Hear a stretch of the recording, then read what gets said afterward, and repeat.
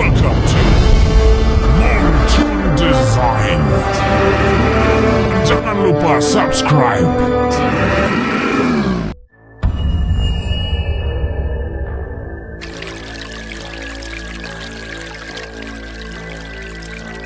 Kumohon jangan sampai terjadi apapun. Kumohon jangan sampai terjadi apapun.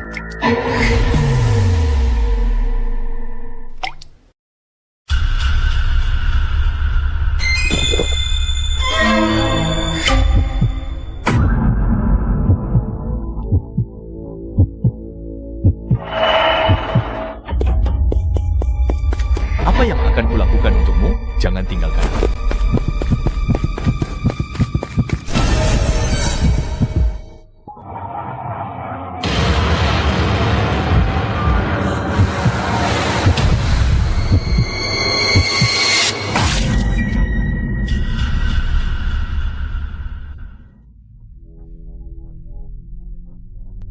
Dan orang lainnya, aku bertemu hantu, jadi aku lari. Dan orang lainnya, aku terlalu takut untuk mengetahuinya. Kamu sudah sembuh sekarang, periksa kamar mandi dulu.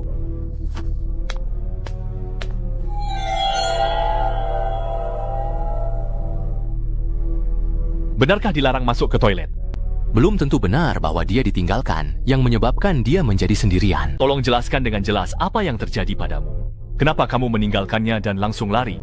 Ada darah menetes ke tubuhku, aku mendongak dan melihat hantu menerjang ke arahku, lalu aku langsung lari. Aneh, sekarang di tubuhmu mana ada darah? Tidak ada, apa mungkin itu cuma halusinasi? Kamu memang lucu sekali. Orang-orang ini benar-benar tidak bisa diandalkan. Sepertinya, aku harus turun tangan sendiri. Aku mau masuk untuk melihat. Ada yang mau ikut? Aku ikut masuk bersamamu, aku juga ikut. Kalau begitu, kita bertiga saja.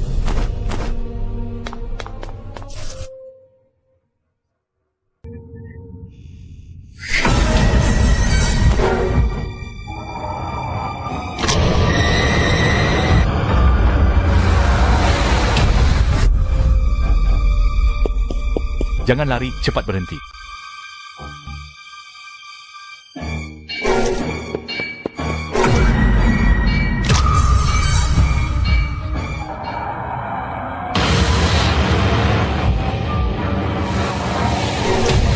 Hantu ganas ini sepertinya juga bisa memilih korbannya.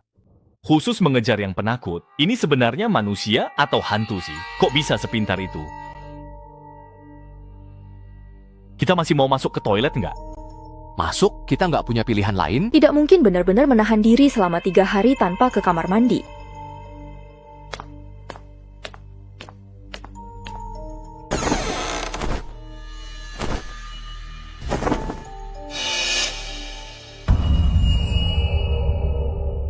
Tidak ada apa-apa, sepertinya itu memang hanya halusinasinya. Tapi jangan salah, bisa jadi memang begitu. Lalu, selanjutnya kita mau ngapain? Kalian mau ke kamar mandi nggak? Kalau enggak, kita langsung saja gabung sama ketua kelas dan yang lain. Kalau begitu, tunggu sebentar ya. Aku kebetulan memang ingin ke kamar mandi.